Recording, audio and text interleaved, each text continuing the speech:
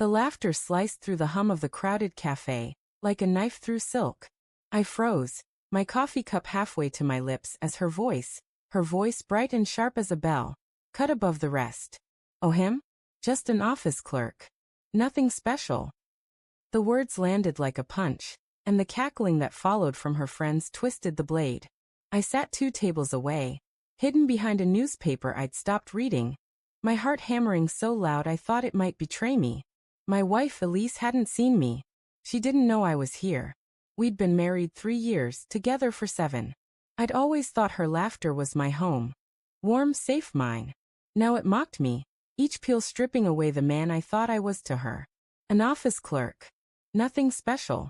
The words looped in my mind, each repetition tightening the knot in my chest. I wanted to stand, to confront her, to demand why, but my legs felt like lead. Instead, I listened, invisible, as her friends' voices overlapped in a cruel chorus. "Elise, you're too good for that," one said, her tone dripping with pity. "You need someone with ambition." "God, yeah," another chimed in. "You're like radiant." "And he's, what, pushing papers all day?" Elise laughed again, softer this time, but it wasn't the laugh I knew. It was guarded, performative. "He's sweet, okay? But yeah, sometimes I wonder what I'm doing."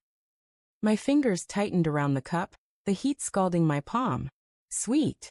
The word felt like a consolation prize.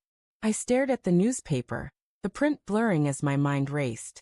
Had she always felt this way? I thought of the late nights I'd spent listening to her dreams, the mornings I'd made her coffee just the way she liked. 2 sugars, a whisper of cream. I thought of the ring I'd saved for, the one she still wore, glinting on her finger as she waved her hand dismissively now. The cafe smelled of burnt espresso and cinnamon, a cloying mix that turned my stomach. Outside, rain streaked the windows, smearing the neon glow of the city into a watercolor haze. I'd come here to surprise her, to steal a moment between my endless spreadsheets and her gallery job. She'd texted me she was meeting friends, and I'd thought, why not? Why not show up, be the spontaneous husband she used to tease me for not being? What a fool. I should have noticed the signs. The way she'd started staying late at work, claiming deadlines for art shows that never seemed to materialize. The way her phone was always face down now, her passcode changed last month. Privacy, she'd said with a smile, and I'd believed her because I loved her. Because I trusted her. Because I was an idiot. Another laugh pulled me back. "You should have seen him at the last opening," Elise was saying, her voice conspiratorial. "He was so out of place, fiddling with his tie like a nervous kid." I felt bad, but, God, it was embarrassing. My throat burned. I remembered that night. The gallery was all glass and sharp angles, filled with people who spoke in metaphors and sipped overpriced wine. I'd worn my best suit, the one she'd picked out, and stood by her side as she charmed curators and artists. I'd thought she was proud of me for being there, for trying. Apparently, I was wrong. I set the cup down, my hands trembling. Part of me wanted to storm over, to demand answers. But another part, the part that still loved her, despite everything, wanted to understand. Why was she saying this? Was it just talk, a way to fit in with these women who dripped with disdain for anything ordinary? Or was it true, a confession of feelings she'd buried so deep I'd never seen them? The cafe door chimed and a man walked in. Tall, tailored suit, hair slicked back with effortless confidence. Elise's face lit up and my stomach dropped. "James," she called, waving him over. He slid into the booth beside her. Too close, his hand brushing her arm as he leaned in to kiss her cheek. The gesture was casual, intimate. Familiar. I couldn't breathe. The newspaper crumpled in my fists. James. Her gallery director. The one she'd mentioned in passing, always with a careful neutrality that I'd never questioned. He was older, maybe 40, with the kind of charisma that filled a room. I watched as she tilted her head toward him, her smile unguarded, the way it used to be with me. "You're late," she teased, her voice light, flirtatious. "Had to close a deal," he said, his tone smooth as whiskey. "You know how it is, Elise. Art doesn't sell itself." Her friends laughed, and the conversation shifted, but I couldn't hear it anymore. My pulse roared in my ears, drowning out everything but the image of her hand resting on his arm, her fingers lingering a moment too long. I wanted to be wrong. I wanted this to be a misunderstanding, a trick of my tired mind. But the truth was a shadow creeping closer, undeniable. I stood, my chair scraping against the floor. No one noticed. I left the newspaper behind and walked out into the rain, the cold biting my skin. My phone buzzed in my pocket, her name on the screen. A text, home late tonight. Gallery stuff. Love you. Love you. The words felt like a lie, each letter a shard of glass. I didn't reply.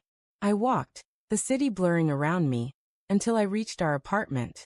The space felt foreign now, the couch where we'd binge-watched shows, the kitchen table where we'd argued and made up. Her perfume lingered in the air, sweet and suffocating. I sat on the edge of our bed, staring at the framed photo on the nightstand. Us, laughing on a beach last summer. Her arms were around me, her eyes bright with something I'd thought was love. Now I wondered if it was pity, or worse, obligation. Hours passed.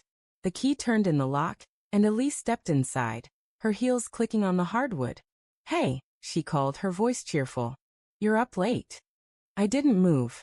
She appeared in the doorway, her smile faltering when she saw my face. "What's wrong?" she asked, stepping closer. I looked at her, the woman I'd built my life around, and felt the weight of every ignored red flag, every rationalized doubt. "I was at the cafe today," I said, my voice steady despite the storm inside me. "I heard you." Her eyes widened, just for a moment, before she masked it with confusion. "What are you talking about? You called me nothing special. An office clerk." My voice cracked on the last word, betraying me. "You laughed, Elise. With them. With him." She opened her mouth, then closed it. Her face softened, but it wasn't remorse, it was calculation. "You weren't supposed to hear that," she said quietly. The admission hit harder than the betrayal itself. No denial, no defense. Just the truth, cold and bare. "Why?" I asked, the word barely a whisper. She looked away, her fingers twisting the ring on her hand. "I don't know," she said finally. "I love you, but I want more. I want someone who gets me, who fits in my world. You're good, but you're not enough." Not enough. The words echoed, final as a slammed door. I stood, my heart a raw bleeding thing. "Then why stay?" I asked, my voice rising. "Why pretend?" Her eyes met mine, and for the first time, I saw guilt. But it was fleeting, replaced by something harder. "Because I didn't want to hurt you," she said. "But maybe I should've." I laughed, a bitter sound that startled us both. "Too late for that." I walked past her, grabbing my coat. She didn't stop me. As I stepped into the rain, the city swallowing me whole, I realized the twist. The betrayal wasn't just hers.